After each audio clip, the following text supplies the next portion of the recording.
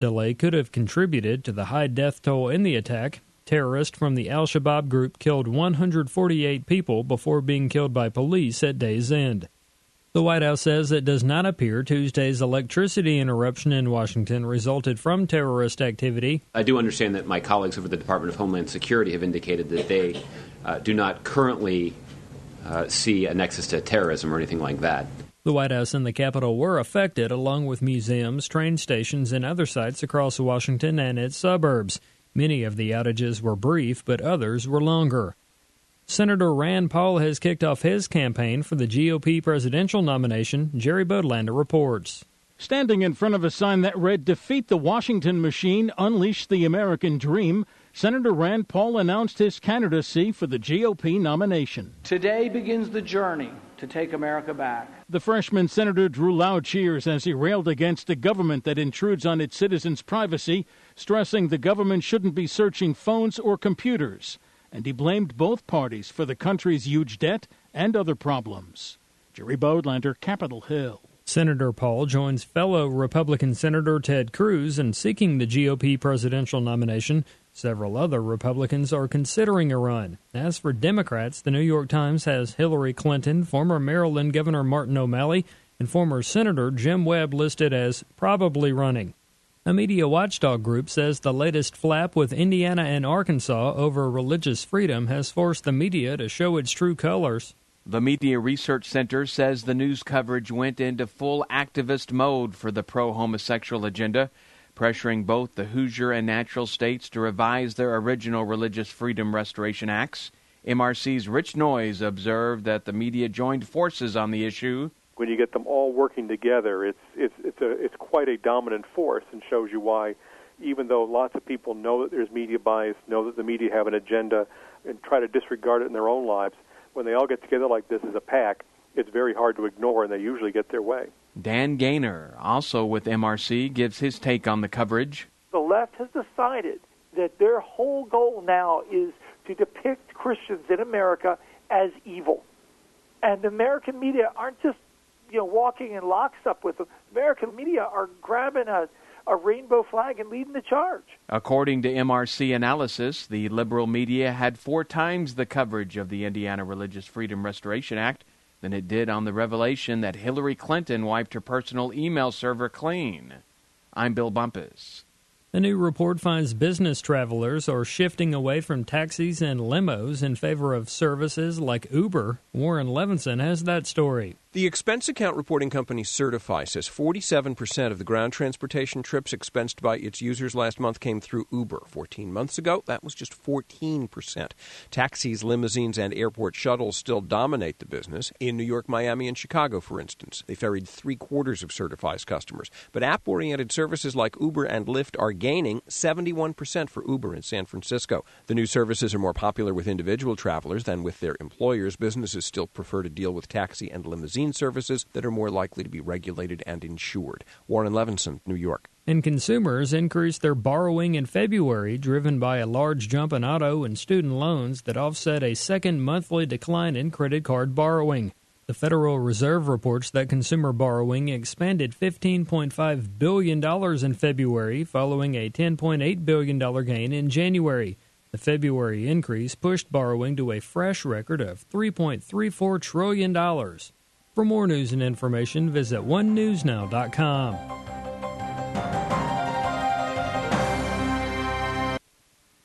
Record budget deficits, bankruptcies galore, and the U.S. dollar is at an all-time low. With today's gloomy economic outlook, safe investments are often hard to find. For over a decade, Melody Cedarstrom at Discount Gold and Silver Trading Company has been helping people secure their future by investing in the precious metals. Melody has the honesty, integrity, and experience that is often lacking in the precious metals business. Let her put it to work for you. Call Discount Gold and Silver Trading at 800-375-4188. That's 800-375-4188.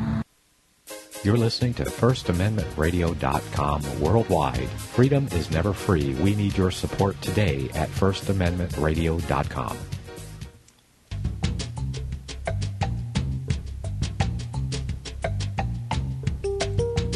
Hi, everybody. It's Barrett Chamish back. Very different guest, I guess.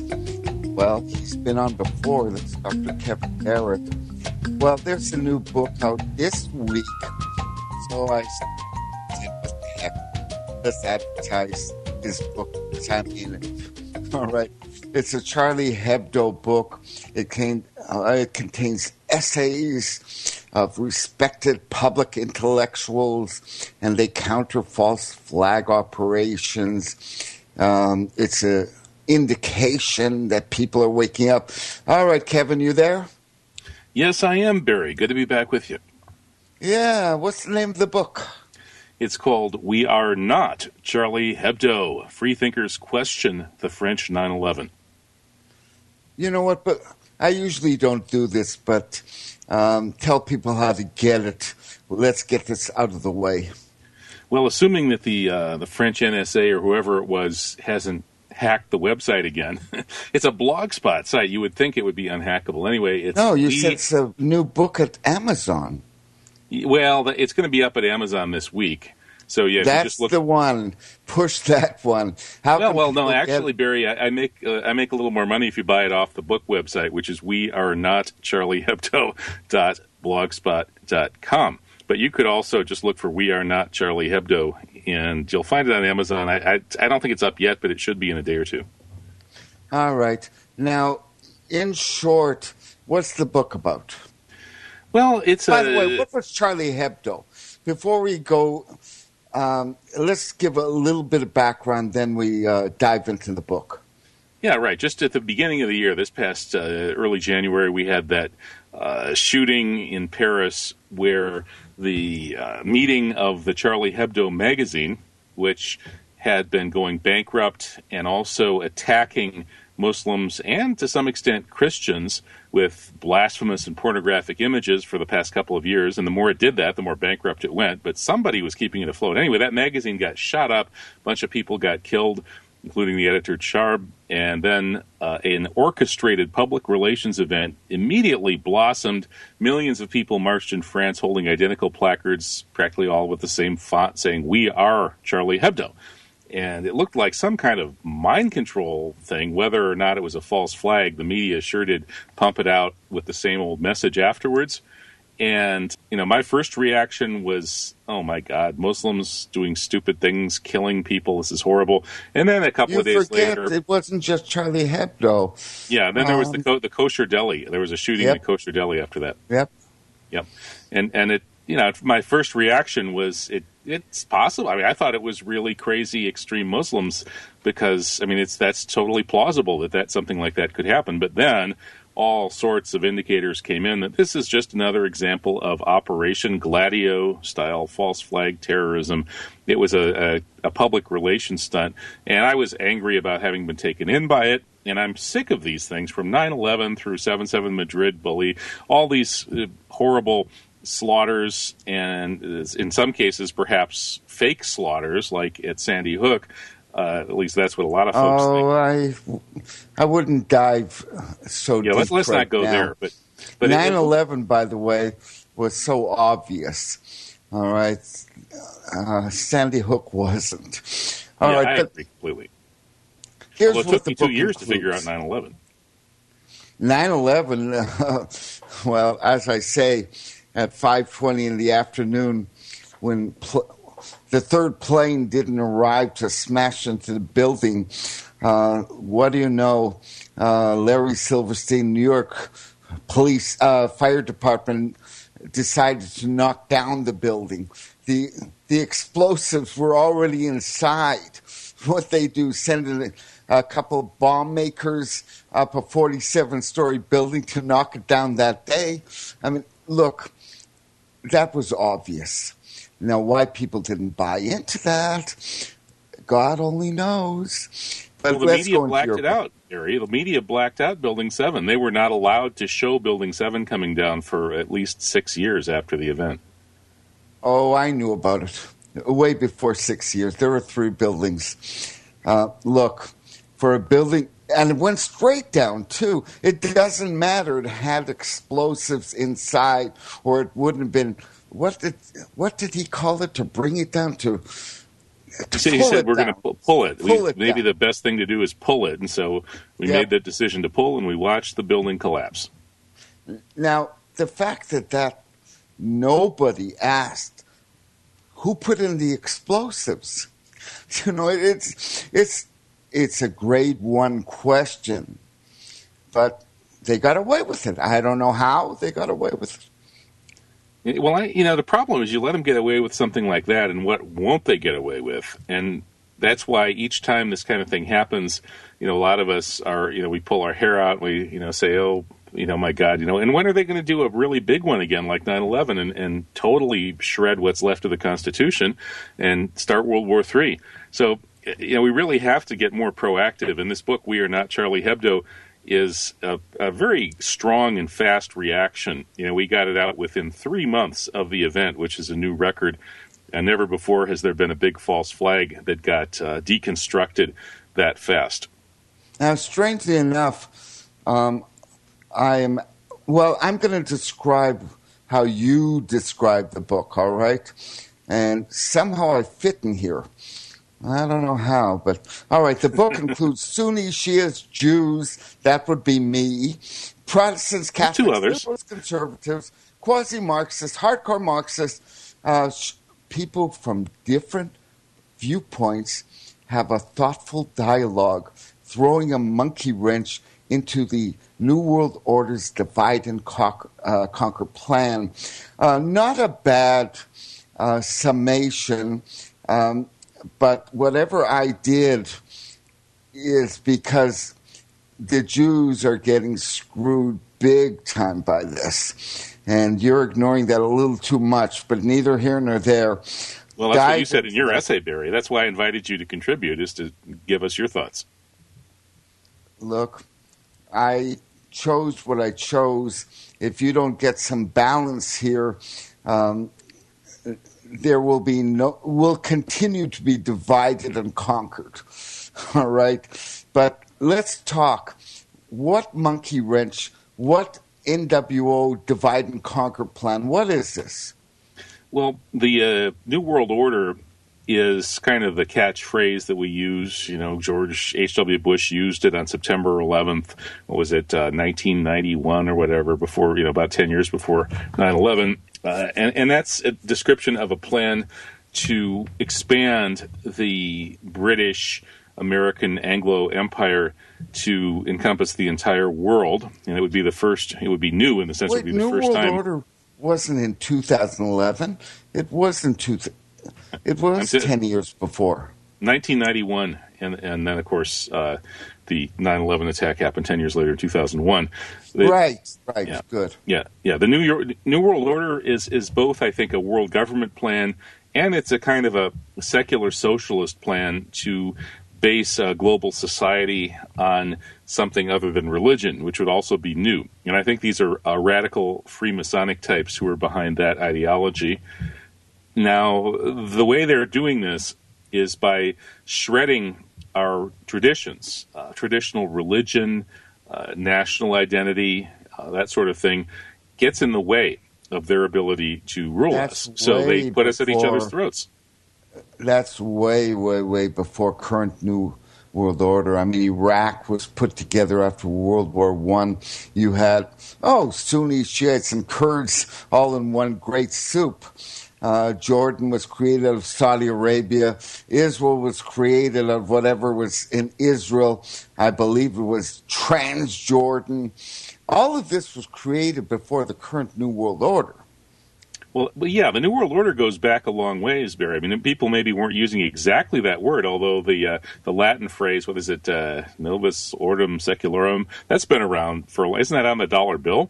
So, I mean, that's a Freemasonic thing going back to the late 18th century, when the Illuminati, the radical Freemasons, may have fomented the French Revolution.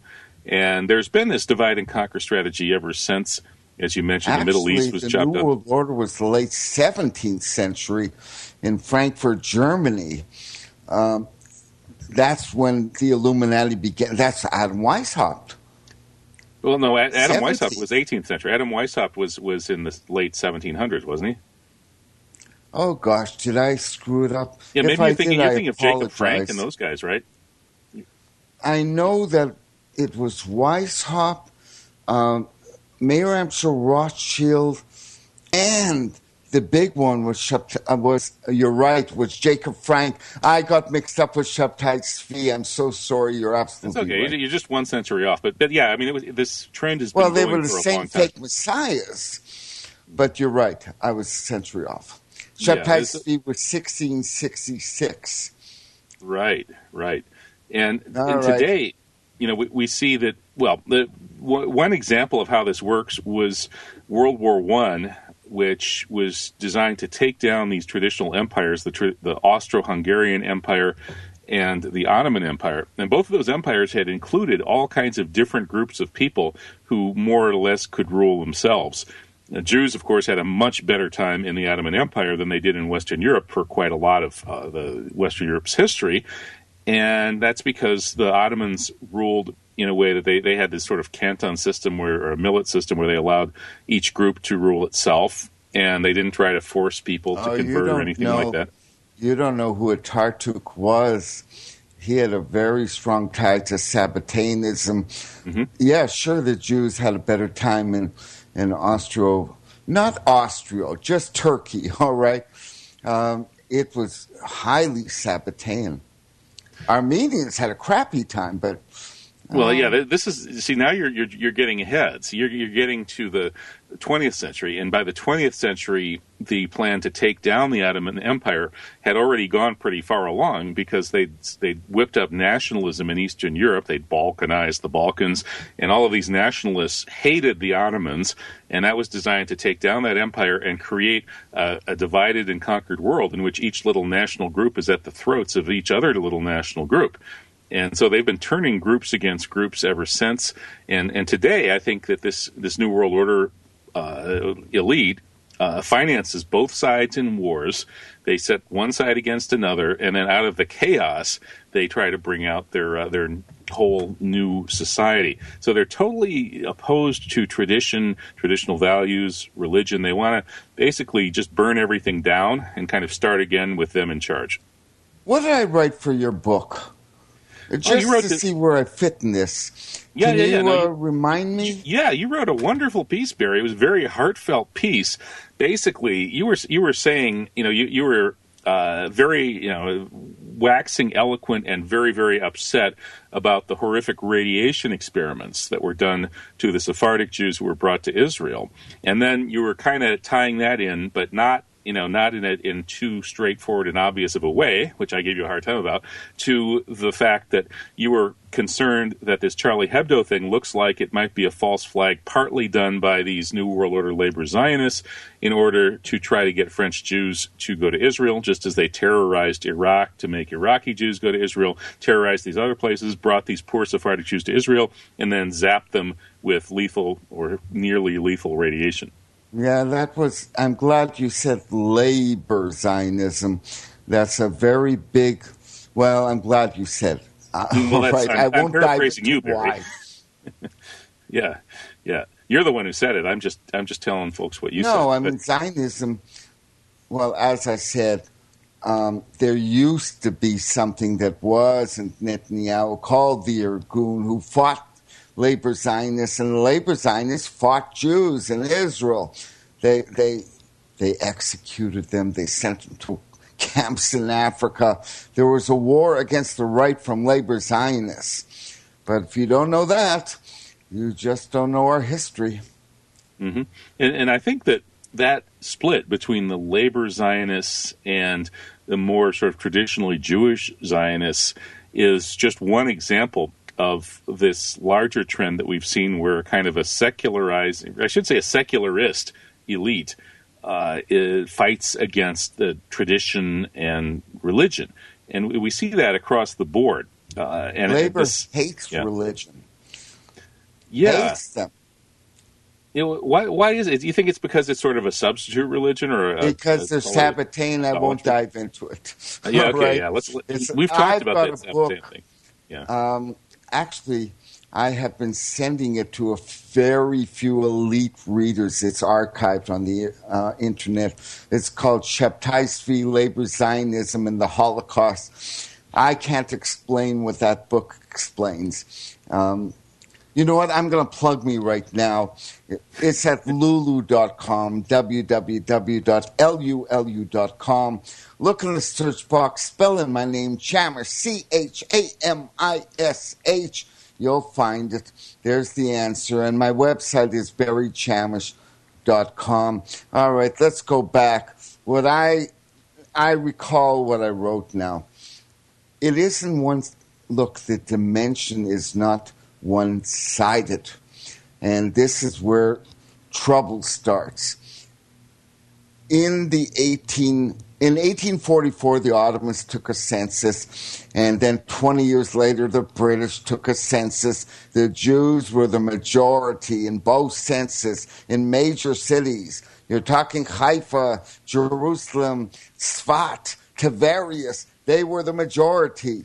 You quit ignoring that and start looking at what's going on. Maybe Arabs and Jews can finally get along. If I'll look into that, Barry. I've heard that from you. I haven't heard that from a whole lot of places. Go on, look on Google, Ottoman census Palestine. But it wasn't the majority of the population wasn't in the cities, was it? British census Palestine is like a real problem. Mm-hmm.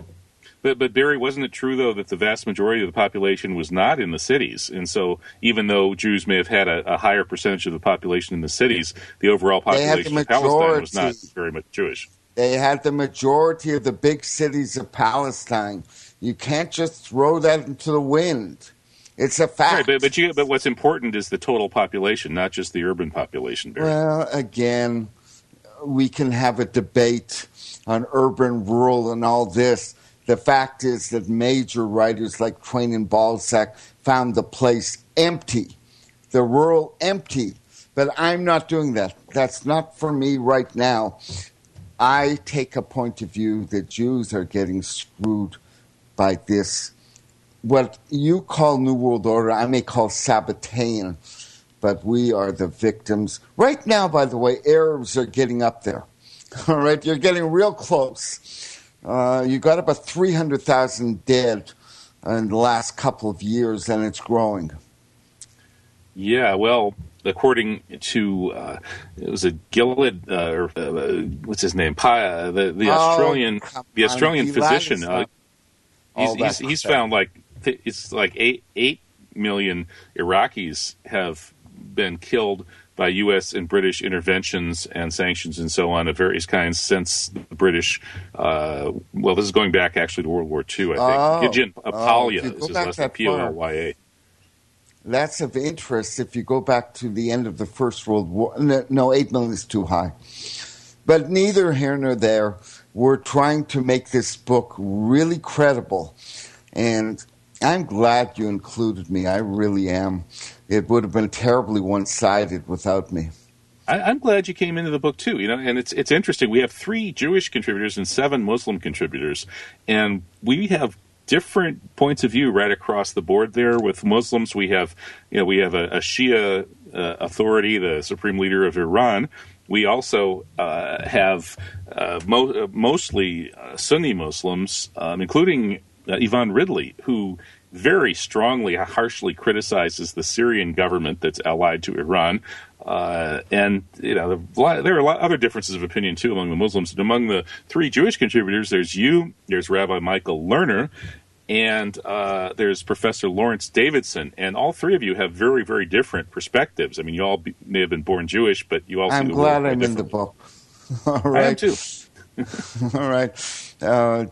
I know these names, and I'm glad I'm balancing. Look, the fact of the matter is, my point of view is my people are in real danger from what is going on right now in the Middle East. And what happened in Paris, I didn't like because it happened in Denmark, a month later. Once you have an attack on some satirical magazine or some meeting, you have a Jewish attack the same day. I don't like it. I don't like it. And then the same thing happened in Copenhagen. Next day. Yeah. Copenhagen, same thing. First, there's the attack on free speech, which was an attack on a cartoon free speech event. And then the supposed shooter supposedly goes down to the synagogue and shoots up the synagogue. It very much, exactly the same pattern as Charlie Hebdo. It's like these guys are running the same script over and over. The problem is to get Jews to Israel involved the Holocaust that went wild. And without diving into that, Jews have stood by our most vicious, sadistic enemies. And once you get the hang of that, it's very, very hard to wake up in the morning. Well, it seems like there's some kind of perverse element in called the labor Jewish Zionism.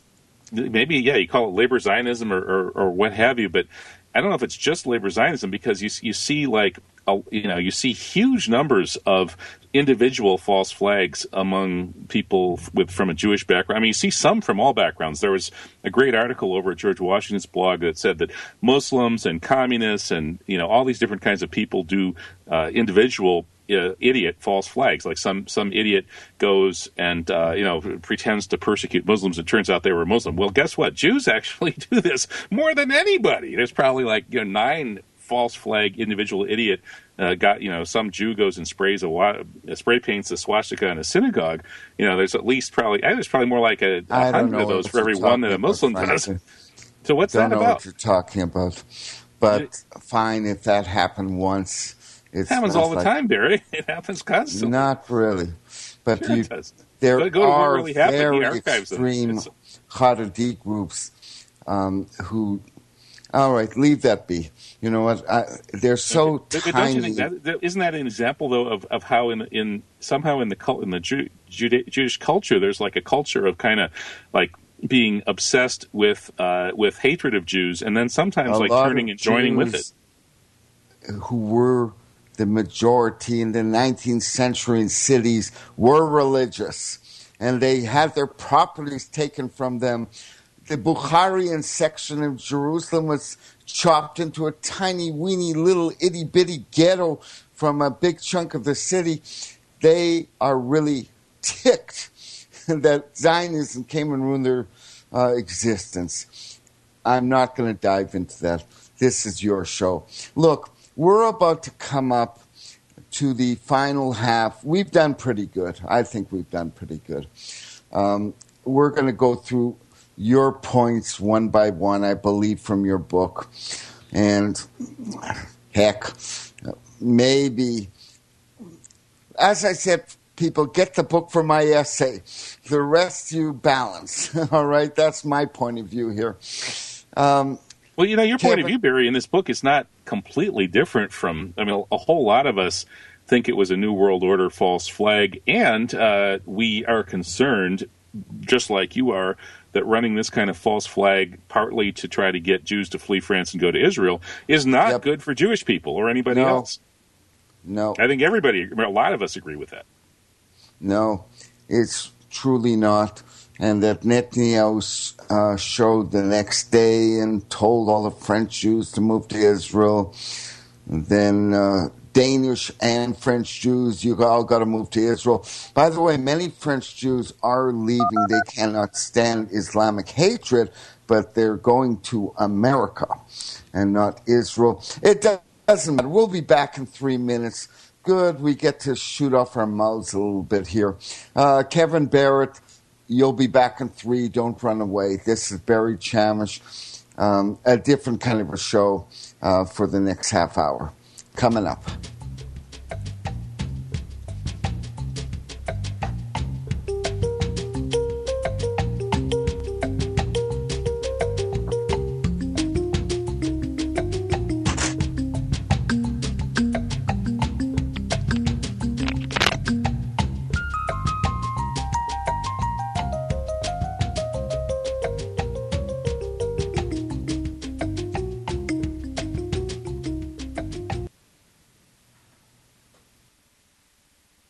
I pledge allegiance to the King of Kings and to his kingdom come on earth as it is in heaven. One holy nation, and our Heavenly Father, grace, mercy, justice for all. Ladies and gentlemen, the President of the United States in 1963. The very word secrecy is repugnant in a free and open society, and we are, as a people, inherently and historically opposed to secret societies, to secret oaths, and to secret proceedings. For we are opposed around the world by a monolithic and ruthless conspiracy that relies primarily on covert means for expanding its sphere of influence, on infiltration instead of invasion, on subversion instead of elections, on intimidation instead of free choice. It is a system which has conscripted vast human and material resources into the building of a tightly knit, highly efficient machine that combines military, diplomatic, intelligence, economic, scientific, and political operations. Its preparations are concealed, not published. Its mistakes are buried, not headlined. Its dissenters are silenced, not praised. No expenditure is questioned, no secret is revealed. That is why the Athenian lawmaker Solon decreed it a crime for any citizen to shrink from controversy. I am asking your help in the tremendous task of informing and alerting the American people, confident that with your help, man will be what he was born to be, free and independent. Ladies and gentlemen, the President today. You were both in Skull and Bones, the secret society. It's so secret we can't talk about it. What does that mean for America? It's so secret we can't talk about it. What does that mean for America? I've got a vision for what I want to do for the country. See, I know exactly where I want to lead. It's so secret we can't talk about it. What does that mean for America? Since the beginning of time, kings have sought it, nations have fought for it. It has been traded, it has been borrowed, it has been purchased, it has been stolen. There's a reason for it. To secure the blessings of liberty to ourselves and to our posterity. Invest with the security of gold and silver. Call Discount Gold and Silver Trading at 1-800-375-4188 or visit discountgoldandsilvertrading.net. Listen to Financial Survival with your host Melody Cedarstrom right here on FirstAmendmentRadio.com at 4 p.m. Eastern or 1 p.m. Pacific Time. Visit discountgoldandsilvertrading.net or call Discount Gold and Silver Trading at 1-800-375-4188. Toll free 1-800-375-4188.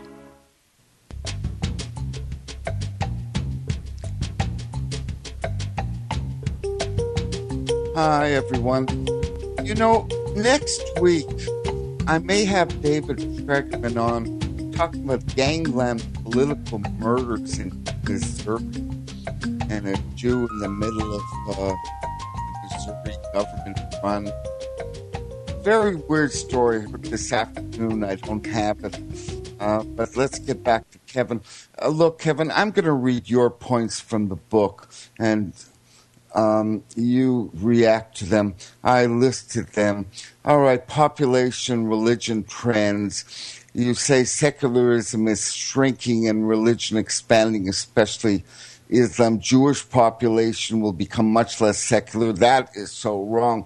You mean Israeli population will become much less secular. That is right.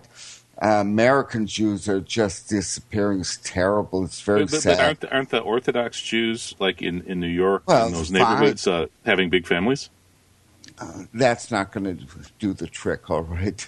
Okay. We had a very, very lively population that's really becoming non-religious and is disappearing, all right? Okay, now let's wait, let me straighten something out here, Barry. This is not from the book We Are Not Charlie Hebdo. This is just other topics that you wanted me to send you. So this is related to a Pew survey. On that. Yeah. There was a Pew Research study about religious population projections. So that's what I wanted to talk about. All right. Well, you're sure right about Islam expanding, but frankly, they don't really give people much of a choice. Okay? React to that.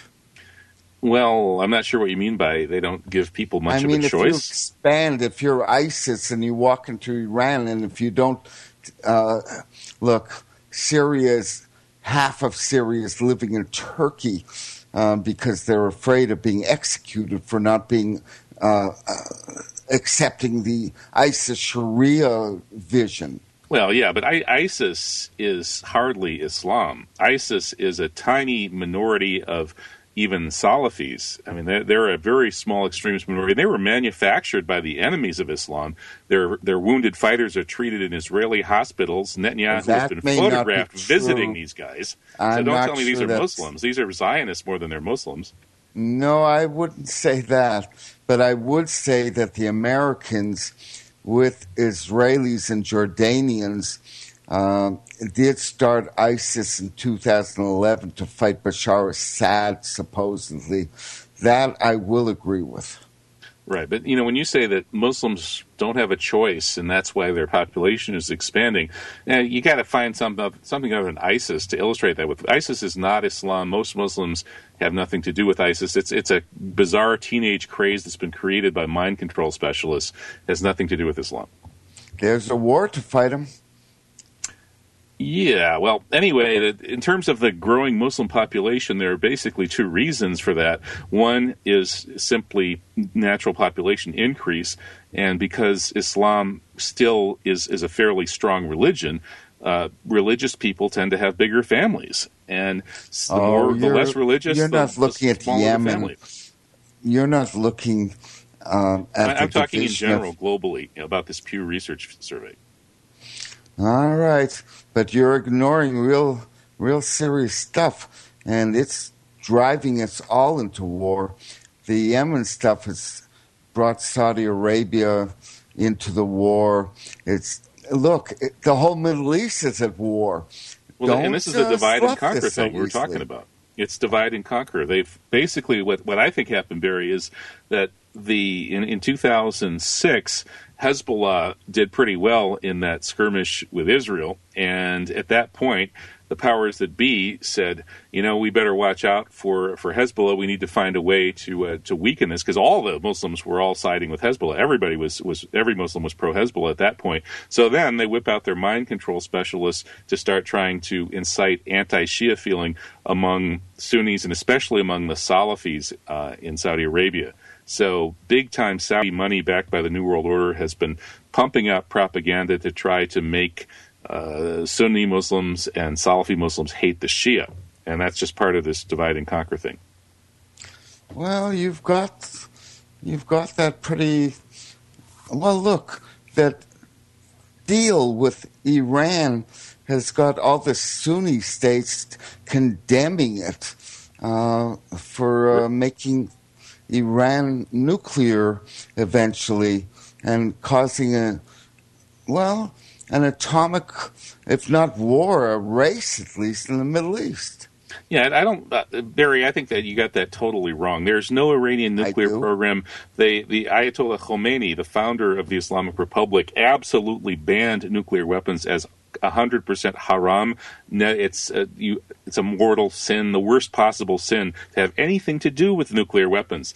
That was the policy. That fatwa has been reiterated by the current supreme leader, Khamenei, and there's not a shred of evidence that Iran has been developing any nuclear weapons. The whole thing is a complete hoax.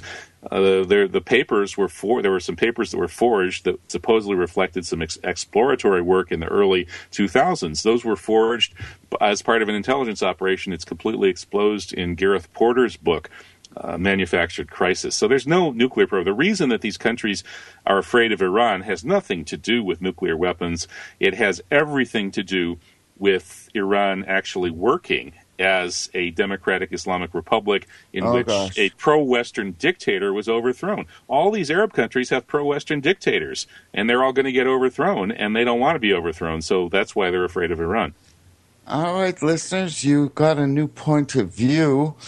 React in any way you want. You know what? Tell people how to get a hold of you so they can give you hell mostly. Well, you can leave comments no matter how nasty. Well, no, you try to say something intelligent as well as nasty, and then I'll publish it. No, they're Truth right. Jihad blog. Go to truthjihad.com and click on the blog link, and you'll get to my blog, and you can leave contents as whatever comments you want. And I will publish the contents no matter what they say, as long as they're somewhat intelligent or making some kind of interesting point. I'll happily publish them. I pride myself on my listeners. They'll be fine. All right. Good. Now, Glad to hear okay. that. Now let's go with next point. You ask, whoever asks, okay, can religious Jews and religious Muslims live together if the New World Order seculars crazies stop provoking us? Now, my answer to that would probably be no. But let's hear what your answer to that is. Why I guess it's rhetorical. Your answer would be yes. Yeah, I mean, I don't see why not. Jews and Muslims generally live together pretty well throughout most of history. Jews had a much harder time in Christian civilization than in Islamic civilization. And I think that the big problem right now is this imperial world conquest project by these people we're calling the New World Order. And they are the ones that are stirring up the pot here. I mean, they did 9/11, started this war in Islam to turn, Muslims against Jews and Christians. They're turning Shia against Sunni. They're stirring things up everywhere they go in order to burn every place down so they can start again and rebuild this New World Order that they would control. If they would just go away, or if we could somehow get rid of them, I would like to think that we could find a way to live together. The Ottoman Empire, the Spanish Muslim polities, these kinds of places. Spanish, the Catholics caused an inquisition that led both Jews and Moors out of Spain. That's right. I've met the descendants of that ethnic cleansing in Fez, Morocco. In fact, I hung out with a guy named Al-Andalusi in Fez, Morocco, who's a sculptor who makes one door per year and sells it for $15,000. His ancestors were expelled from Spain. To? Well, it would be a door to a very fancy house, I suppose. Symbolically, maybe it would be a door to a higher spiritual dimension of consciousness. He says he's given the patterns that he carves by visions from the prophet Solomon, or Suleiman, as we call him in Islam. And a lot of the Jews in Fez are also victims of that ethnic cleansing. Fez is full of both Muslims and Jews who were expelled from Spain. Well, there were a lot of those Jews have gone to Israel now. As well as Jews previous to the foundation of Israel, when the Moroccans, they went on wings of God knows what to Israel, some to France, but they were removed mostly. There is still a Moroccan Jewish community, and the official policy of Morocco is, it's pretty small and not what it used to be. But their official policy is to invite them back. They say that all Moroccan Jews who left and went elsewhere are welcome to come back and have full Moroccan citizenship. That's one of the good things about this government of Morocco. I could go on and on about the bad things, but I'll skip that. I've already done that. I've burned my bridges. I'll be thrown into a CIA constructed torture chamber if I go to Morocco, probably. So I'll just stay away from all of that. No, as Arab states go, so far it hasn't been hit by this. It will be. You know what? It's a matter of time. It'll be involved in the violence. They're all falling one after another. But let's go back. All right, here we go. I'm going to read it. Is the secularist obsession with non-reproductive sexuality and opposition to traditional families a symptom of a civilizational dead end? What does that mean? Well, you want everyone to have massive families? I mean, no, what's that mean? Okay, well, yeah, I'm paraphrasing people. Enough? Maybe I've been hanging out with my conservative Catholic friends too much. People, like Michael Jones and Pat Buchanan has written things along this line too. But okay, it seems to me it's very bizarre that we are constantly having this kind of gay liberation stuff that's thrown different. At us in the media. That's different. No, it's part of the breakdown of the natural family order. The natural family order is always based on reproduction.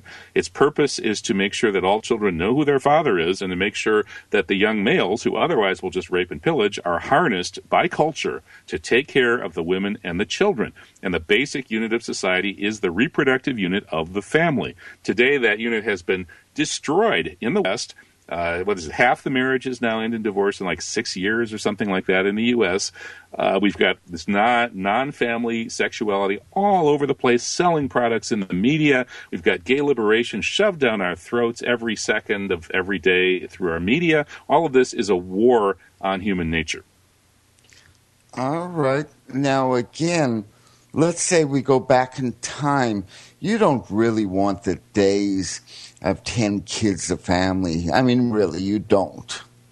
That's true. Well, that's the other side of the coin, is that in today's world, with this huge human population that threatens the ecosystems of the planet, we're probably better off having smaller families. But do we have to do it by just destroying the basis of our social life, while at the same time, building this consumer culture that leads to massive consumption? And that's trashing the planet even worse than if we just relaxed and lived at a much lower material level and had plenty of kids.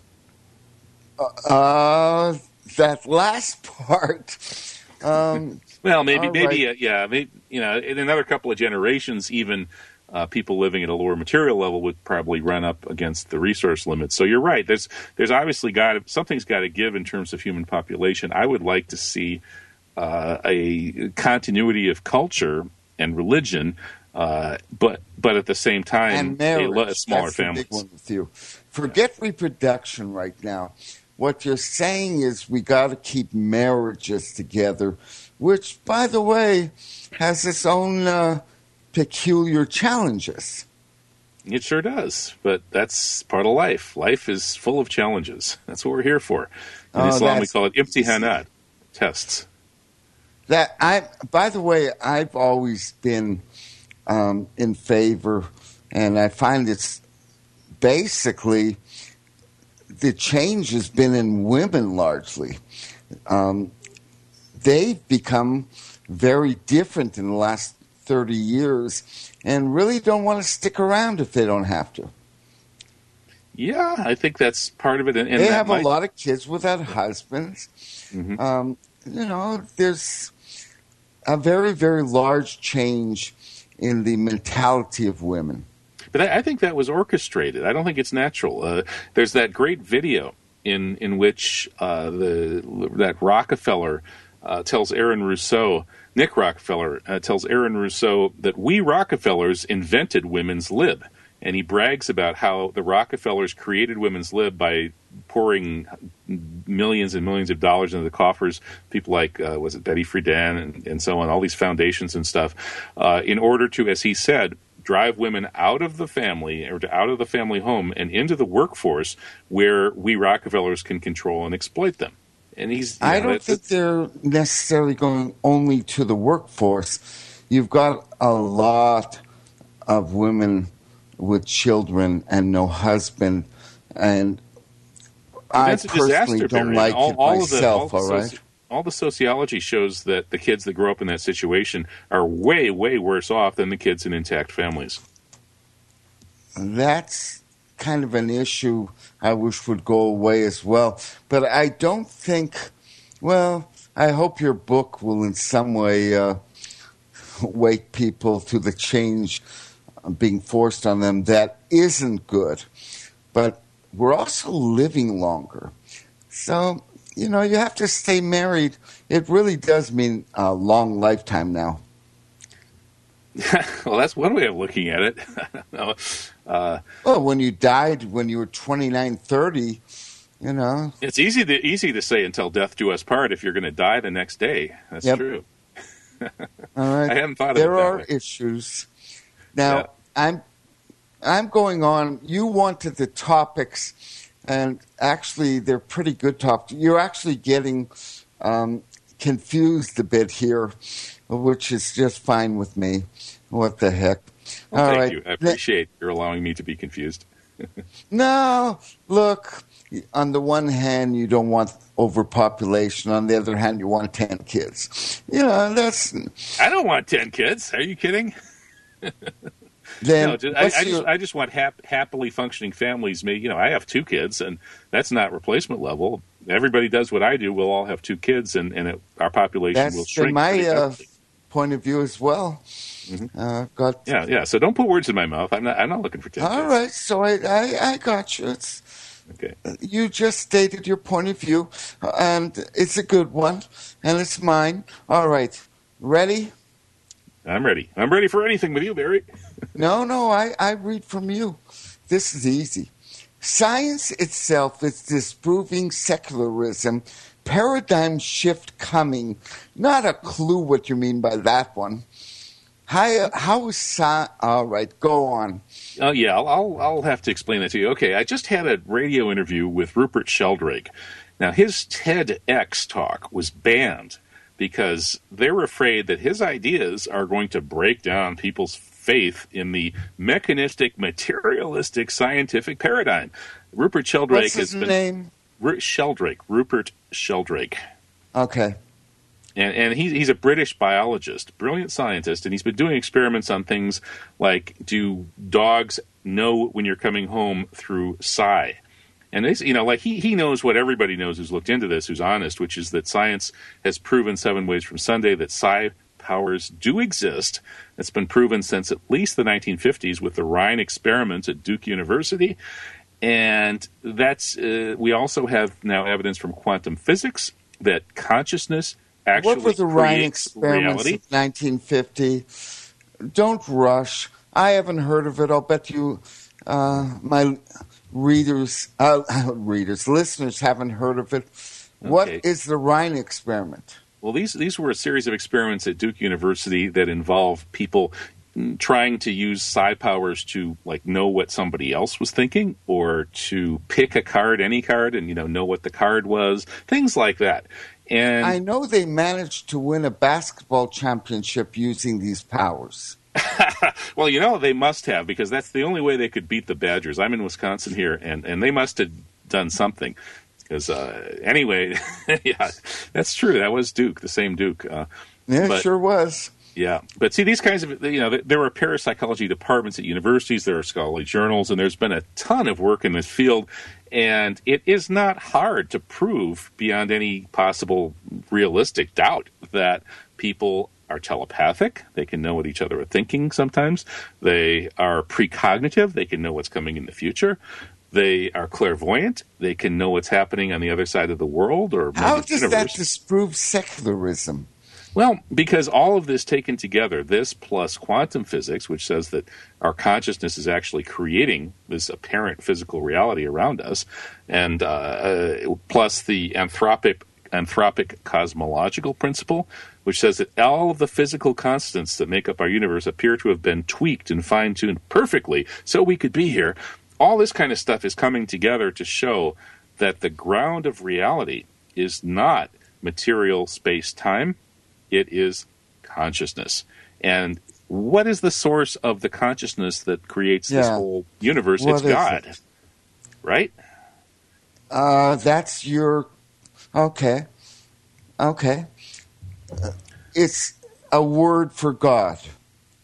Yeah, well, God, basically, God is the word that's used in the monotheistic traditions for a source of all being, a creator, of sustainer of everything, and it's God is not just like a machine or something. God is in some form of has to be conscious. It doesn't have to be anthropomorphized. God doesn't have to have hands. That could be a metaphor, etc. But God has got to have consciousness. So once we learn that the universe actually is constructed by consciousness, the next question is, well, whose consciousness is constructing the whole thing? And then, there's one consciousness that's responsible for the whole, which we can call God. And the mystics who've had direct experience of these things report experiences that back this interpretation up. Boy, that was hard to follow. All right. I'm not sure that the universe is consciousness to begin with, even though there have been tests and all this. All right. I soaked it in. What you're saying, a paradigm shift. What's going to happen in this paradigm shift? Well, boy, if I knew that, I'd probably be able to make a lot of money. Of course, in this new paradigm, maybe people won't be interested in that. I don't know. I would imagine that we'll see a world in which I would hope to see this anyway. There would be more focus on contemplation rather than needing to burn up a lot of energy to constantly be running around physically all over the surface of the planet. We might travel through our imaginations or our consciousness. Might not even have to use the internet all the time. Perhaps our human relations could be better if we became more, quote-unquote, telepathic, or which is really empathetic. That is, really being able to feel what other people feel, intuitively, just getting it and feeling their feelings with them. I would also like to think that the scientists would get down off their high horse and stop running this fundamentalist religion of scientism that they're trying to inculcate in everybody today, and admit that they don't really know what's going on, and that a whole lot of what they're doing is, torturing nature on the rack, as Francis Bacon said. Well, I'd say gathering evidence and facts. All right. You know where I'm coming from. I give the scientists, let's just say, there's a scientific method that really doesn't involve what you're describing. Not really. I agree. I have no problem with the scientific method, but I'm just speculating about this kind of paradigm shift. But I would also imagine that perhaps we would, in some ways, return to a paradigm a little bit more like the medieval one, in which people would recognize that the purpose of life isn't just to stay alive as long as possible, gain pleasure and ego gratification and avoid pain. The purpose of life is to get closer to God, to get a God's eye view. So you're saying God hates the badgers? Well, there was a point last night where I was wondering about that. Yeah. I don't think God probably really favors one basketball team over the other. I think that's one of those things. Well, he favors Duke over the Badgers. It's obvious. All right. Give a last, once more, how people can sign on and give you comments. Okay, people can talk back by going to truthjihad.com, truthjihad.com, and click on the blog link, and you'll get to my blog, and you can just leave comments on all those things there. Thank you, Kevin, and thank you, folks. We had a very good show. We'll see you next Tuesday. Night, all. Thanks,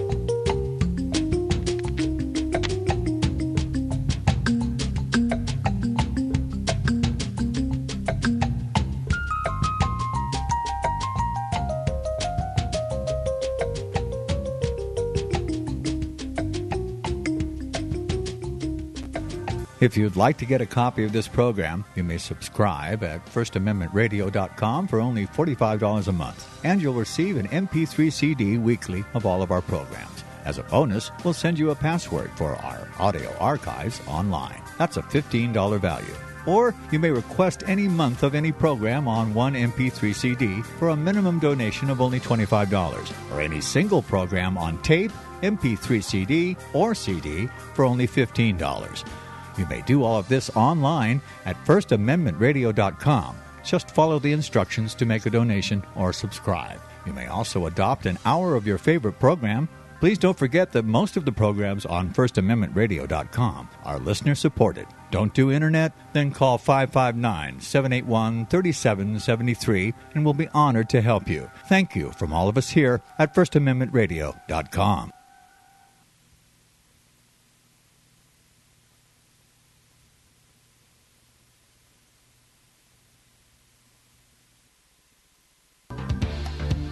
first on FirstAmendmentRadio.com and FirstAmendmentRadio.net.